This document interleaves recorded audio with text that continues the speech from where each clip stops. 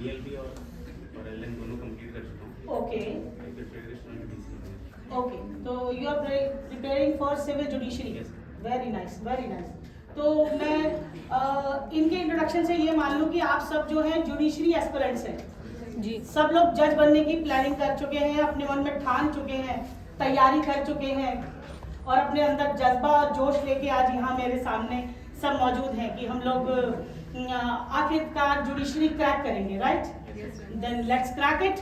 मैं अपने बारे में बता दूं आपको, मेरा नाम ऋतु मुंजाल है और मैं प्रैक्टिस करती हूँ, एडवोकेट हूँ और मेरी 10 साल से ऊपर की प्रैक्टिस हो चुकी है और साथ साथ मैं अब हायर जुडिशरी के लिए एलिजिबल हूँ। तो हायर जुडिशरी की तैयारी में मैं लगी हुई हूँ इस टाइम। और जिनसे आप आज रूबरू होने आए हैं, हमारे तनसुख पालीवाल जी, ये बहुत शानदार एजुकेटर हैं। इनकी क्लासेस मैं भी लेती हूँ क्योंकि इनकी कमांड जो है वो जितने भी मेजर एक्ट्स हैं, मेजर लॉज हैं, उसके ऊपर बहुत बहुत बहुत शानदार है। तो इसी इम्प्रेशन की वजह से हम लोगों ने आपस में सीखना शुरू किया, इनसे पढ़ना शुरू किया, मज़ा आया।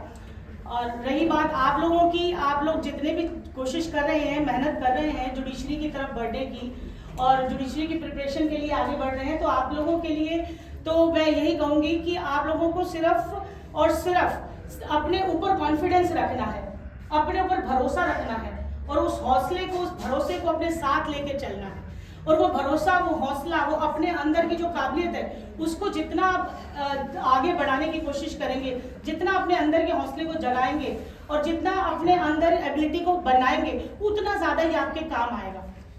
हर कोई जुडिशरी क्रैक नहीं कर पाता और सोच भी नहीं पाता। इनफैक्ट मैं जब वकालत कर रही थी, 10-12 साल पहले की बात बताती हूँ, हम लोग लॉ स्टूडेंट्स थे और वकालत कर रहे थे, तो मेरी क्लास में 160 स्टूडेंट होते थे, 160, जिसमें हम 70 गर्ल्स थी। और आज की डेट में उन 70 गर्ल्स और बाकी के जो बॉयज़ थे उनमें से सिर्फ मुझे जो दिखाई दे रहे हैं, ओनली 40 के करीब जो बॉयज़ हैं वो मुझे दिखाई देते हैं बीइंग अ एडवोकेट, वकालत के प्रोफेशन में आ गए। और गर्ल्स मात्र 3, उन 50 लड़कियों में से सिर्फ 3 लड़कियां, 70 में से 3 लड़कियां जो वकालत कर रही हैं आज की डेट में। गर्ल्स को मन तो बहुत कुछ करता है करने का, हौसला भी है, जोश भी है, सब कुछ है, लेकिन माहौल नहीं मिल पाता, या फिर माहौल भी मिल जाता है तो हम कहीं ना कहीं लैक कर जाते हैं क्योंकि हम लड़कियां हैं। गर्ल्स को प्रॉब्लम ये भी होती है कि फैमिली भी देखनी है, शादी भी करनी है, शादी कर लिया तो फिर बेबीज़ को भी देखना है, बहुत सारी जिम्मेदारियां हम साथ लेके चलते हैं, सारे परिवार को हम संभाल रहे होते हैं। तो इन सारी जिम्मेदारियों को जब हम निभाते हैं और निभाते निभाते हम सोचते हैं कि हम वकालत में कुछ करेंगे, हस्बैंड नहीं तुम मत करो, तुम ड्राफ्टिंग कर लो, तुम कोर्ट में मत जाओ, मैं देख लूंगा। डिमोटिवेट नहीं कहूंगी मैं इसको, जिम्मेदारी इतनी ज़्यादा होती है, बर्डन इतना ज़्यादा होता है कि हम लोग अपने टारगेट से भटक जाते हैं, अपनी मंजिल को पाना छोड़ के हम अपने जीवन को समर्पित कर देते हैं अपनी उन जिम्मेदारियों में जो कि सामाजिक हैं। और ऐसा नहीं है कि अगर हम ये जिम्मेदारियां पूरी कर रहे हैं तो हम साथ साथ नहीं कर सकते, हम कर सकते हैं। देखिए हम लड़कियां हैं, लड़की होने के बाद हम रोटी कमाना भी जानते हैं और रोटी बनाना भी जानते हैं, ये बहुत बहुत बड़ी बात है। और थैंक यू सो मच। अब आप ये देखिए कि अगर हम लोग ये सब कर सकते हैं तो ये बॉयज़ के अंदर तो बहुत ज़्यादा कैलिबर है, इनसे तो उम्मीद ही यही की जाती है कि आप किसी ऐसे लेवल पे पहुंचो, एक ऐसे मुकाम पे पहुंचो, झंडे गाड़ दो, दुनिया सैल्यूट करे आपको। आपके माँ बाप हैं, आपके पेरेंट्स, आपके फैमिली में दोस्त भाई, सब परिवार में यही चाहते हैं कि आप जिस लेवल को, जिस मुकाम को हासिल करने के लिए निकले हैं घर से, उसको अचीव करें। और जो अनअकैडमी का एक लेवल है, मैंने जो महसूस किया है वो यही है कि आपको ये मेहनत करने के लिए, संघर्ष करने के लिए आपके साथ जुड़ के, मैंने एक कॉल किया था अनअकैडमी में सिर्फ ये जानने के लिए कि इनका क्या सिस्टम है, क्या प्रोसीजर है, क्योंकि मैं भी जुडिशरी एस्पिरेंट हूँ, मुझे भी पढ़ना है, देखूँ कौन से क्या क्या टीचर्स हैं, कैसे पढ़ाते हैं। सिंगल कॉल मेरी गई थी, कॉल भी नहीं, मैंने ऑनलाइन सिर्फ सर्च किया था अनअकैडमी को, और अनअकैडमी के जो काउंसलर्स हैं उनका इमीडिएट रिस्पॉन्स कि आप क्या जानना चाहते हैं मैम, किस सिलेबस के बारे में, क्या पढ़ रहे हैं, आईएएस भी कराते हैं आप, आईपीएस भी करा रहे हैं आप, यूपीएससी भी करा रहे हैं आप, जुडिशरी एस्पिरेंट्स को इतना ज़्यादा मतलब सिलेबस है इनके पास, इतने ज़्यादा बढ़िया एजुकेटर्स हैं। और अनअकैडमी का मैंने जो ये सिस्टम देखा है, ये बहुत बहुत शानदार सिस्टम है। और आप इस जगह जो आज ये बैठे हैं, ये कोई परमात्मा की, ये ऊपर वाले की कोई ऐसी मर्जी है जिस वजह से आप लोग यहाँ हैं। ये नसीबों से मिलती है ये जगह, इतना आसान नहीं है यहाँ पहुँचना। आप खुद देखिए हम कितने हैं, दिल्ली कितनी बड़ी जगह है, और मैं एक एडवोकेट, कहाँ मैं द्वारका कोर्ट में प्रैक्टिस करती हूँ, कहाँ तनसुख पालीवाल जी जोधपुर से मुझे मिलने आ रहे हैं, आज आप सबके बीच में रूबरू होने आ रहे हैं, और फिर सिर्फ आप ही लोग हैं। क्यों? क्योंकि आपके अंदर वो कैलिबर है, ऊपर वाले ने कुछ सोच समझ के प्लान करके आपको आज यहाँ बैठने का मौका दिया है। और इस मौके को मैं चाहूंगी, मैं रितु मुंजाल आप लोगों से वादा करूंगी और आपसे वादा लूंगी, और वादा ये लूंगी कि हम लोग जुडिशरी क्रैक करेंगे। और जुडिशरी क्रैक करना इट्स नॉट सो डिफिकल्ट, बिल्कुल डिफिकल्ट नहीं है, क्योंकि जब तक हम पढ़ते हैं, स्टडी करते हैं, ज्ञान हमारे अंदर आ जाता है, तो उसके बाद कुछ भी मुश्किल नहीं रहता, कुछ भी मुश्किल नहीं रहता, है ना। मेरी एक छोटी सी कविता है जो मैं शुरू से 8th क्लास में थी तब से मैं बोल रही हूँ। थोड़ा सा पानी मिलेगा मुझे, तो वो मैं आपके सामने रखूंगी जो मुझे हौसला देती। मैं 8वीं क्लास में थी तो मैंने एक कविता लिख दी, और उस कविता का शीर्षक है सच्चाई की पहचान। जिंदगी मिली है तो सपनों में खोना नहीं, जिंदगी मिली है तो सपनों में खोना नहीं, समय से अनमोल है पछतावा फिर होना नहीं, जिंदगी अनमोल है पछतावा फिर होना नहीं, सच्चाई यही है जान लो फिर बाद में रोना नहीं। दुनिया चलती है चलती रहेगी, ये जो दुनिया है ये चलती है चलती रहेगी, हम रहे न रहे तुम रहो न रहो। दुनिया चलती है चलती रहेगी, हम रहे न रहे तुम रहो न रहो, यह जान लो जाना है सबको वापस फिर होना नहीं, सच्चाई यही है जान लो फिर बाद में रोना नहीं, फिर बाद में रोना नहीं। गर चमन में खिलते हैं फूल, गर चमन में खिलते हैं फूल, तो मुरझाना भी पड़ता है यही। Thank you so much. मैं यही रखती हूँ इसको। गर चमन में खिलते हैं फूल तो मुरझाना भी पड़ता है यही, जीवन है सुख दुख का दरिया डूब कर खोना नहीं, सच्चाई यही है जान लो फिर बाद में रोना नहीं, फिर बाद में रोना नहीं। और ये जिंदगी की वो सच्चाई जो बचपन में लिखी और आज तक काम आ रही है, और ठान रखा है मन में कि हर जुडिशरी क्रैक करूंगी। और आप लोगों के बीच में जब आप लॉ जुडिशरी में सिविल जज बनेंगे और डिस्ट्रिक्ट जज बनेंगे, तब तक मैं आपको हायर जुडिशरी क्रैक करके दिखाऊंगी। मेरे पास भी यही समय है और आपके पास भी यही समय है, यही वो मौका है, यही वो समय है, यही वो टाइम है। इसी साल 2024 जो नया आ रहा है, ये नया सवेरा बन के आएगा हम सब के लिए। और जो इतने अच्छे एजुकेटर हमारे साथ जुड़ गए हैं आज की डेट में, हम लोगों को इतनी मेहनत के साथ लगन के साथ पढ़ाने के लिए तैयार हैं, इनका एक एक मिनट हम लेंगे। हर क्वेश्चन, हर डाउट जो भी हमारे मन में होगा उसको हम पूछेंगे, समझेंगे, सॉल्व करेंगे। और जुडिशरी एक ऐसा प्लेटफॉर्म है जहां आप जितना ज़्यादा पढ़ेंगे, जितना ज़्यादा स्टडी करेंगे, उतना आपके काम आना है। ये कभी ये ज्ञान खत्म नहीं होना, यह ज्ञान कभी वेस्ट नहीं होना, ये ज्ञान आपका कहीं बर्बाद नहीं होना।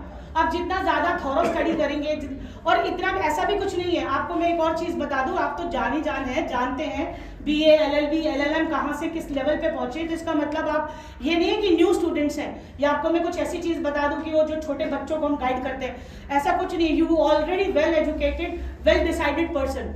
आप लोगों ने अपनी ज़िंदगी के डिसीजंस ले लिए हैं, और उस निर्णय को लेने के बाद आज आप इस लेवल पे बैठे हैं। तो उसके लिए मैं आपको थोड़ा सा सिलेबस के बारे में बता दूंगी। वो सिलेबस ये है कि जो हमारा सिलेबस है, जुडिशरी का कह लो, लोअर जुडिशरी का कह लो, हायर जुडिशरी का कह लो, लॉ का कह लो, LLM का कह लो, सारा सिलेबस ऑलमोस्ट सेम है। सारा सिलेबस ऑलमोस्ट सेम है। आप जानते हैं मेजर लॉज कौन कौन से हैं? एनीबडी कैन टेल मी कि मेजर लॉज कौन से हैं please? Very good, very good, very good, very good. Transfer of property act, है ना? Very good. सबसे बड़ा कॉन्स्टिट्यूशन हमारा संविधान, वेरी गुड। तो देखिए क्या है मेजर लॉज, कितने हैं? 8 है, 10 है ना? तो बस मेजर लॉज यही है, यही हमने लॉ में पढ़े, यही हम स्कूल में भी पढ़ते आए हैं। थोड़ा थोड़ा तो हमने संविधान के बारे में पॉलिटिकल साइंस में पढ़ा होगा। आप में से बहुत सारे एस्पिरेंट्स होंगे जो पॉलिटिकल साइंस करके आए होंगे, है ना, या फिर बीए ऑनर्स करके आए होंगे। तो सारा सिलेबस यही था ऑलमोस्ट, लेकिन वो थोड़ा हल्के उस पे था। आज के डेट में अब क्या है, जितना भी सिलेबस हमारा होगा वो सारा का सारा वही सेम सिलेबस रिपीट होगा। वही हमने लॉ में पढ़ा, आपका कॉन्स्टिट्यूशन ऑफ इंडिया, भारत का संविधान, IPC Indian penal code, CrPC, ठीक है ना, दंड प्रक्रिया संहिता, और उसके साथ फिर आईपीसी के साथ फिर सीआरपीसी हो गया, सीपीसी हो गया, एविडेंस एक्ट हो गया। तो ये सारे मेजर लॉज है, कॉन्ट्रैक्ट हो गया, लिमिटेशन हो गया, ये सारे मेजर लॉज है। और उसके बाद फिर जिस स्टेट का हम एग्जाम दे रहे हैं, आप दिल्ली का एग्जाम दे रहे हैं तो दिल्ली के लोकल लॉज को पकड़ लीजिए, दिल्ली का लैंड रेवेन्यू एक्ट पकड़ लीजिए, दिल्ली के जो और जैसे एक्साइज एक्ट हो गया, ये सब लोकल लॉज हैं। जैसे मैंने एमपी का एग्जाम दिया तो एमपी में एमपी के लॉज थे, एमपी लैंड रेवेन्यू कोड हो गया, है ना, रेंट कंट्रोल एक्ट हो गया। तो ये लोकल लॉज, सिर्फ दो ही गेम है, major laws and local laws. अगर हमारी मेजर लॉज पे कमांड आ जाती है, और वो आनी ही है, देखो आप तो एडवोकेट्स भी हैं, जहाँ तक मैं समझती हूँ वकालत में भी कुछ ना कुछ कर ही रहे होंगे, या नहीं सिर्फ घर बैठ के स्टडी कर रहे हैं। कौन कौन इसमें प्रैक्टिस में है आप में से? Very nice. आप कोर्ट जाते हैं, कहाँ, कौन सी कोर्ट में बैठते हैं? अंकित डिस्ट्रिक्ट कोर्ट सोनीपत, वंडरफुल। आप सर? अरे वाह, साकेत कोर्ट तो हमारी बहुत हाई प्रोफाइल कोर्ट है, सबसे ज्यादा महंगी कोर्ट है वो पैसे के मामले में। सारी BMW जैगुआर उसी कोर्ट में नजर आती है। कई बार आपसे नेक्स्ट टाइम आएंगे, मिलेंगे क्लाइंट के। बिल्कुल, व्हाई नॉट। और देखो हम लोग बीइंग जुडिशरी को एक बार मैं साइड करती हूँ, वो तो हम अचीव करने वाले हैं, हमारी नेक्स्ट टास्क है। उससे पहले हम एडवोकेट्स हैं, वकील हैं, और वकालत में एक शब्द कहा जाता है, वकालत में एक वर्ड बोला जाता है, उसको बोलते हैं हम लीगल भाईचारा हमारा, कि क्या बोलते हैं, लीगल फैटर्निटी तो इंग्लिश में बोलते हैं ना। एक हिंदी में बड़ा अच्छा वर्ड है यही, कि हम लोग जो है, हाँ, वकील एकता जिंदाबाद। तो हमारी एकता ऐसी है, हमारे एक काले कोट वाले लड़के को या लड़की को या एडवोकेट को कोई इतनी सी भी प्रॉब्लम आ जाए, कोई क्लाइंट ऊंची आवाज में बात कर जाए, कोई पुलिस वाला ऊंची आवाज में बात कर जाए, या कोई मिसबिहेव कर जाए, सारे के सारे एडवोकेट बिना किसी रीजन जाने कि गलती किसकी है, उसको मारेंगे जिसने एडवोकेट को तंग किया। एडवोकेट एसोसिएशन, हमारी बार एसोसिएशन हमारे साथ है, एडवोकेट्स की एसोसिएशन एक पूरी टीम है हमारी।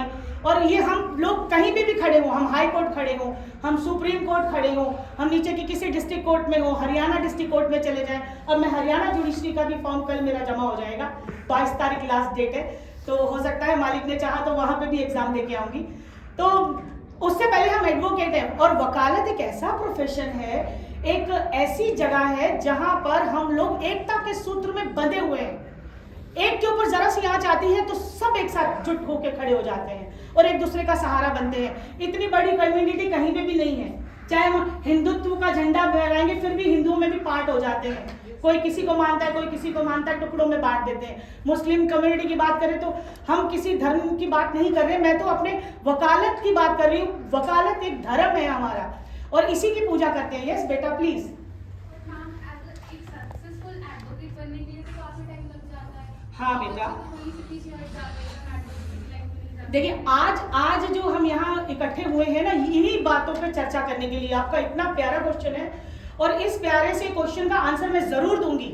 ये एक ऐसा दर्द है जो न्यू एस्पिरेंट्स आते हैं, जो नए बच्चे आते हैं, जो वकालत करके कंप्लीट कर लेते हैं अपनी वकालत, चाहे 5 साल की वकालत की हो या 3 साल की वकालत की हो, और उसके बाद एकदम से जब फील्ड में उतरते हैं तो सारी दुनिया अलग से दिखाई देती है। आपने महसूस किया होगा, जो आप लॉ में पढ़ के आए, आईपीसी से शुरू करते हैं, अलग दिखता है मैम, सोचते बुक में कोई और दुनिया Yes. और रियल दुनिया कुछ और है। हाँ बिल्कुल सही, बिल्कुल सही। आपने देखा होगा जब हम आईपीसी पढ़ रहे थे, कॉलेज में आईपीसी पढ़ रहे थे, लॉ कर रहे थे, तो हमने क्या पढ़ा था? हम जितनी भी धाराएं हैं, आईपीसी के कितने सेक्शन है टोटल, कौन बताएगा? 511। शाबाश। 511 सेक्शन जब हमने पढ़े तो उनमें से हमने कौन से सेक्शन पढ़े? हमने वो सेक्शन पढ़े जो सिर्फ डेफिनेशन की बात करते हैं, ओनली डेफिनेशन। लेकिन जब हम कोर्ट में आते हैं, जब करते हैं, अपने फील्ड में निकलते हैं, तो वहां किसकी बात हो रही होती है? पनिशमेंट की। हमने कभी याद ही नहीं किया 3 साल की सजा कहाँ है, 7 साल की कहाँ। हमने तो ये पूछा मर्डर क्या होता है, रेप क्या होता है, असॉल्ट क्या होता है। हम तो ये डेफिनेशंस पढ़ते पढ़ते आ रहे थे। लेकिन जब हम वकालत के फील्ड में, आपकी क्वेश्चन का आंसर दे रही बेटा, कि जब हम वकालत के फील्ड में कूदे, एक तो हम नए नए आए और हमें कुछ पता ही नहीं है, ब्लैंक है हम। जो हम पढ़ के आए थे वो कहीं काम ही नहीं आ रहा। जो हम पढ़ के आए थे, इतने सारे सेक्शन पढ़े थे, हमने तो टॉप किया था कॉलेज में। जब भी हम बोलते थे या सुनते थे, जब हमने मूड कोर्ट अटेंड की थी तब भी हमने बहुत अच्छा अपना परफॉर्मेंस दिया था और हमें बड़ी क्लैपिंग्स मिली थी। लेकिन जब हम यहाँ आए, पहली बात तो हमारे पास क्लाइंट ही नहीं है। सबसे बड़ी बात है, मुद्दा किसका है, केस होगा तो तभी तो कोर्ट में खड़े होंगे। वकालतनामा हमारे हाथ में है, बैंड मेरे पास है, मैंने खरीद लिया, लेकिन मैं जाऊँ किसके लिए, अपना केस तो मेरे पास है ही। एक पॉइंट है, हाँ जी, क्लाइंट से पहले की प्रॉब्लम ये होती है मैम, अगर आप एज ए फीमेल हो, आप प्रैक्टिस के लिए जाते हो तो पहली बात तो कोई हाई नहीं करता जूनियर रखने के लिए। आप किसी से भी पूछो कि सर क्या मैं एज ए जूनियर आपके अंदर काम कर सकती हूँ, तो सबका ना ही मिलता है, बड़ी मुश्किल से कोई हाँ करता है। नहीं ऐसा नहीं है, बहुत सारी लॉ फर्म्स हैं, मैं उसी आंसर को अच्छे से दूंगी। लेकिन लेडीज के लिए एक प्रॉब्लम और भी आती है जी। अगर वो किसी मेल जी। एडवोकेट के पास जाती है तो उसको हरासमेंट फेस करना पड़ता है, और फीमेल एडवोकेट जल्दी से फीमेल को रखती नहीं है।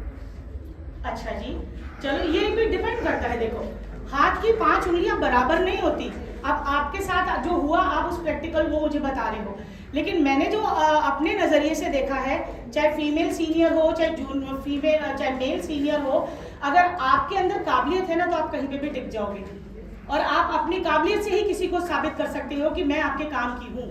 अब मैं अपना ही एक्सपीरियंस बता दूं कि मैं तो पहले मैंने बिल्डर लॉबी में थी मैं किसी टाइम पे, और MBA की हुई है, मैंने MA भी की हुई है। तो ये सारी पढ़ाई इतनी करने के बाद बिल्डर लॉबी में खूब पैसा कमा रही थी और बड़े बड़े प्रोजेक्ट्स पे काम करती थी। दिल्ली में पैदा हुई हूँ, यही सेंट स्टीफन हॉस्पिटल में, 30 हज़ारी के पास में है जो, और यही पढ़ी लिखी हूँ। मेरी सारी क्वालिफिकेशन दिल्ली की है, दिल्ली यूनिवर्सिटी टॉपर रही हूँ किसी टाइम पे। MA पॉलिटिकल साइंस ऑनर्स किया, फिर MBA किया, फिर उसके बाद बिल्डर लॉबी में आके मैंने प्रोफेशनली अपने आप को वहाँ कोशिश की इस्टेब्लिश करने की। लेकिन जब मैं वहाँ प्रॉपर्टी का काम कर रही थी तो मुझे महसूस हुआ कि ये सेल डीड क्या होती है, ये रेंट एग्रीमेंट क्या होता है, ये विल क्या होती है, ये जनरल पावर ऑफ अटॉर्नी क्या है, ये एग्रीमेंट्स मुझे ये पढ़ने ही नहीं आती थी, ये लैंग्वेज ही नहीं आती थी। तो इस चीज़ को लेके मैं सिर्फ वकालत में आई और सोचा कि वकील बनना मकसद नहीं था। मेरा मकसद था कि प्रॉपर्टी के पेपर में पढ़ सकूं और इसमें किसकी स्टैंप लगती है, नोटरी कौन है, यॉर्थ कमिश्नर कौन है, और ये सब ये क्या चक्कर है, ये कैसे रजिस्टर्ड कर देते हैं, स्टैंप ड्यूटी क्या होती है, ये सारे सवाल थे मेरे। और मैंने पहले शादी की, फिर बच्चा हो गया, फिर लाइफ सेट हो गई, और वही आपकी वाली बात बता रही हूँ कि कोई मोटिवेट नहीं करता पढ़ने के लिए। सब कहते हैं आप घर संभालो, आप जिम्मेदार हो, आपके पास किसी चीज़ की कमी नहीं है, क्या ज़रूरत है और पढ़ने की। लेकिन क्योंकि बचपन से आदत थी पढ़ना पढ़ना पढ़ना पढ़ना और पढ़ती रहती थी शुरू से ही। मैं जब नर्सरी क्लास में थी तो मेरे पापा का खुद का स्कूल था, हमारा अपना हॉस्टल था। तो नर्सरी की क्लास के बच्चों को जाके मैं A फॉर एप्पल लिखो, B फॉर बॉय लिखो, जो मुझे आता है वही देके आ जाती थी, होमवर्क पढ़ो। ऐसे ही मैंने तीसरी क्लास में अपनी बहनों को, अपने भाइयों छोटे बहन भाइयों को पढ़ाती थी। 8th क्लास से मैंने ट्यूशन्स पढ़ाने शुरू कर दिए। कुछ मजबूरियां थी घर की, पैसे की भी ज़रूरत होती थी, अपनी पॉकेट मनी भी निकालनी है, स्कूल की कॉलेज की फीस भी निकालनी है। तो पढ़ाते पढ़ाते पढ़ाते पढ़ाते इतना मज़ा आने लगा कि पढ़ने के अलावा और कोई काम ही नहीं करती मैं। मेरा तो आज की डेट में एक ही मकसद रहता है, या तो खुद पढ़ रही होंगी या किसी को पढ़ा रही होंगी, बस। न मेरे को बर्तन मांजने आता सब कुछ है, कमाना भी आता है, बनाना भी आता है, खा भी लेती हूँ, बना भी लेती हूँ। मेरा बेटा सामने बैठा है, जब ऑर्डर करता है मम्मी बर्गर चाहिए, पिज़्ज़ा चाहिए, सब बना सकती हूँ। लेकिन शौक किसी चीज़ का नहीं है, शौक सिर्फ एक ही चीज़ का, पढ़ना है या पढ़ाना है। अभी भी आपके जो लीगल टीम है हमारी फर्टर्निटी अनअकैडमी की, उन्होंने बोला आप उधर बैठो, तो मैंने वहाँ एक UPSC की बुक पढ़ी थी, उसके सारा सिलेबस चेक कर लिया, कौन कौन से सब्जेक्ट्स है, इसमें क्या क्या आ रहा है। तो आदत सिर्फ पढ़ने की रही। अब आपकी वाली बात पे आती हूँ बेटा, आपने क्वेश्चन किया कि जब कोई भी नया बच्चा या स्टूडेंट जो लॉ क्लियर करके आता है 5 साल वाली या 3 साल वाली, उसके बाद जब वो फील्ड में उतरता है तो उसे ऑप्शन समझ नहीं आता, वो जल्दी से मतलब साल 1.5 साल में बैकआउट करने की सोचता है। तो आप लोगों में से कितने ऐसे एस्पिरेंट्स हैं जिनका पहला ही साल है वकालत का पास होने के बाद, फर्स्ट ईयर ही है ना? तो आप लोगों के लिए मेरी एक छोटी सी एडवाइस है, जुडिशरी तो करनी ही है, पढ़ाई से तो कभी मुंह मोड़ना ही नहीं है। आपको अगर वकालत सीखनी है, आपका आंसर दे रही हूँ बच्चे, अगर आपको वकालत सीखनी है, आपको वकालत में टिकना है, पहली बात तो गुरु गुरु ही होता है, चाहे वो जेंट्स हो या लेडीज हो। और वैसे भी मैं एक बात बता दूं आपको कि मैं अपने एक्सपीरियंस से बता दूं कि मैं तो वैसे ये दोहा भी बोलती हूँ, गुरु गोविंद दो खड़े काके लागू पाए, बलिहारी गुरु आपने जिन गोविंदियों में लाए। ये हमने बचपन से पढ़ा है, लेकिन मैंने अपने तजुर्बे से सीखा है कि जब मैं अपना गुरु ढूंढने निकली तो मुझे जर्रे जर्रे में गुरु दिखाई दिया। तो कोई किसी को यहाँ नहीं सिखाता। आप सीनियर्स की बात कर रही हूँ मैं, सीनियर अभी यहाँ कोई नहीं है, हमारे पास भी 10, 15, 20 एसोसिएट्स काम करते हैं। हम पहली बात तो किसी को जूनियर नहीं बोलते, हम एसोसिएट्स बोलते हैं। और रही बात आपके सीनियर्स की, आप उनके ऊपर डिपेंड ना रहे कि आप उस क्लर्क से सीखो। क्लर्क बोले तो मुंशी, जिसको सर्टिफाइड कॉपी भरनी आती है। किसी को पता है सर्टिफाइड कॉपी कैसे भरी जाती है? सर्टिफाइड कॉपी भरना, वकालतनामा कैसे भरा जाता है, नकल निकलवाने, आप कैसे निकालेंगे हम नकल? तो आप बेसिक शुरू करो नीचे से। कभी भी सीनियर के सिर पे खड़े होकर उनकी फाइलें मत खींचो, नहीं देंगे। या अगर आपको पढ़ना है, आपको बहुत ज्यादा मन है आपका कि मैं किसी भी तरह जानूं कि क्या केस चल रहा है, किस मैटर में, तो आप उनकी डिस्पोज ऑफ फाइलें लो। आप उनकी जो डिस्पोज हो चुकी फाइलें, जिन पर धूल मिट्टी चढ़ी हुई है, उन पर कपड़ा मारो, उनको साफ करो, उनको लेके घर आ जाओ। अगर वो परमिशन दे तो, ना दे तो आप उसको अपना वहीं पे बैठ के जितना टाइम वो देते हैं, अपनी फाइल कोई सीनियर नहीं देता और कोई किसी को नहीं सिखाता। मेरे जो सीनियर थे, मैंने आपको अभी बताया कि मैं तो बिल्डर लॉबी में थी और पेपर पढ़ने के बहाने मैं कोर्ट में घुसी थी कि कुछ आ जाए समझ में आई। तो मुझे एक जो काउंसलर वकील साहब मिले, वो मेरे गुरुजी हैं, श्री एल.एस. गौतम साहब, बहुत शानदार व्यक्तित्व है उनका। उनसे मैं जुड़ी, मैंने कहा सर मुझे भी वकालत करनी है, तो बेटा करो, कोई प्रॉब्लम नहीं है। और वो थे लीगल एड काउंसलर, DLS से बोलते हैं जिसको, लीगल एड, जिसमें हम फ्री सेवा देते हैं, है ना, और सरकार हमें पैसा देती है। हाँ, तो सर को इंट्रोडक्शन कर देते हैं। तो बेटा मैंने वहां से सीखा और अपने आप को खुद डेवलप किया, है ना, तो वही आपको करना है। अब हमारे बीच में हमारे जो मेन एजुकेटर हैं, जिनसे मिलने के लिए हम लोग रूबरू होने के लिए बेताब हैं, वो आ चुके हैं हमारे बीच में। तो तालियों की गड़गड़ाहट से गूंज ऐसी होनी चाहिए, तनसुख पालीवाल जी को जोधपुर भूल जाए और वो दिल्ली को याद करें, क्योंकि हम दिल्ली के एस्पिरेंट्स हैं। तालियों से स्वागत करेंगे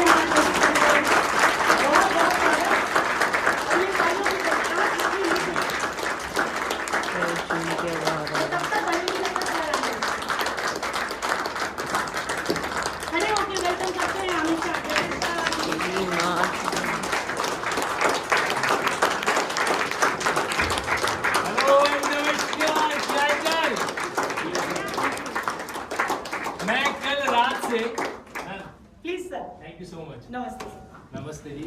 रितु मैम बहुत कुछ बताने वाले हैं, इनको हम आसानी से छोड़ेंगे नहीं, ठीक है। मैं कल रात से आप लोगों को कह रहा था भाई थोड़ा गूगल लोकेशन का ध्यान रखना, तो दूसरों को कहते कहते खुद ही का मामला गूगल लोकेशन। 2 सेंटर, मैं अनअकैडमी जाते ही कंप्लेन करूंगा, 2 सेंटर बना एक ही जगह पे पास में। हाँ जी, 3 है, तीसरा एक और है। ऐसा कोई और है जिसके साथ ही मेरी जैसी घटना घटित हुई हो? हम सब लोग भोले भाले, ये बात तय हो गई। प्लीज यार, प्लीज बैठिए। आई एम रियली सॉरी, मतलब सर एक मैं हूँ जिसे लोकेशन भी पता थी और सेंटर भी पता था, कोई गलती नहीं। और आप हमको छोड़ के आ गए, लेके आना चाहिए था साथ में। गाड़ी नीचे पार्क करी और सीधा ऊपर, मुझे पता है यहाँ आएंगे हमारे पालीवाल साहब। सर आपका बहुत बहुत वेलकम, बहुत बहुत स्वागत है दिल्ली में।